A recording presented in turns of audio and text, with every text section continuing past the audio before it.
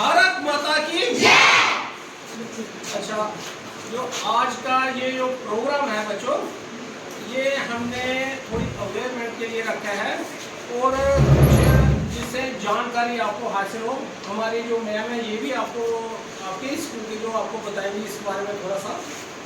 क्या होता था कि पुराने ज़माने में हमारे जैसे दादा परदादा उस समय की जब बात होती थी कि कुछ लड़कियाँ जो छोटी होती थी, जिनको मंथली जैसे पीरियड्स वगैरह आते थे और उनको रोकने के लिए उनको तकलीफ होती थी, उनके दुख के लिए उनको कहीं वो जैसे खाना बनाना होता था तो कई किलोमीटर जाकर पानी लाना था। उस वक्त तो ये सुविधा नहीं होती थी, हर घर में नलका या जल ऐसा कुछ नहीं होता था।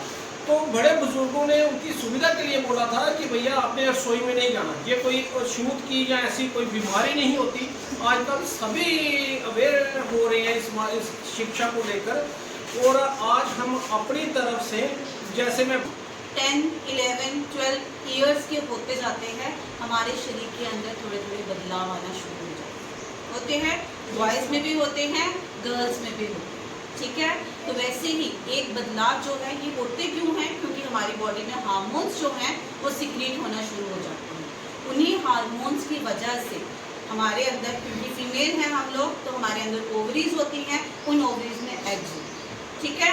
तो अब जब हार्मोन सिक्रीट होते हैं तो वहाँ से एग्स जो हैं वो 1 by 1 एक एक करके एग जो है वो रिलीज होता है। मैं भारतीय जनता पार्टी में जैसे ओबीसी मोर्चा का प्रदेश का अधिकारी हूँ, इंचार्ज हूँ। और ये अतुल बख्शी जी ये मंडल आपके घर पे भी बताना है, अपने जो आगे पीछे हैं उनको।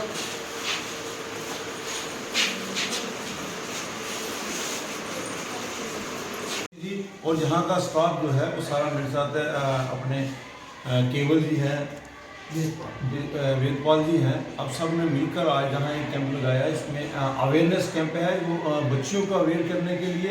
आप सब जानते हैं कि पहले ज़माने में जो होता था कि बच्चियों को स्कूलों में नहीं भेजा जाता, पढ़ाया नहीं जाता था और थोड़ा अनपढ़ता रहती थी, और जिससे कि बच्चियाँ जो हैं वो अवेयर नहीं होती थी।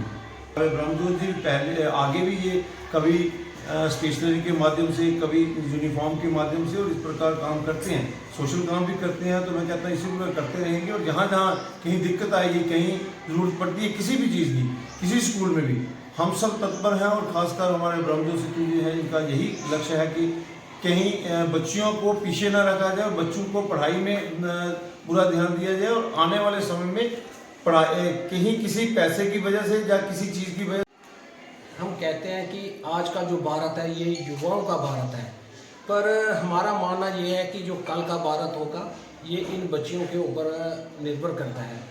इसलिए आज हमने जो राजपुरा हायर सेकेंडरी स्कूल है यहाँ पर सैनिटाइजर पैड एक बांटने का काम किया। यहाँ का जो स्कूल स्टाफ था, जैसे सविता मैडम की, सीमा मैम और इनके अलावा जितना भी स्टाफ था, इनके सहयोग से आज तकरीबन 100 से ज़्यादा जो बच्चियाँ थी उनमें बांटा गया ये सामान।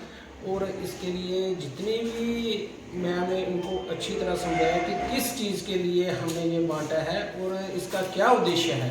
यही है कि पहले समय में जब हमारे बड़े बुजुर्ग होते थे, कुछ समय में थे इसमें, तो उस वक्त वो कपड़ा रखते थे या कहीं दूर दराज पानी लेने जाते थे, खाना बनाने के लिए उनको तकलीफ़ होती थी। इसलिए उस वक्त उन्होंने ये शायद ये प्रथा चलाई होगी कि ये अशुद्ध है, इसको रसोई में या कहीं खाना बनाने की जगह में उनको नहीं जाना चाहिए।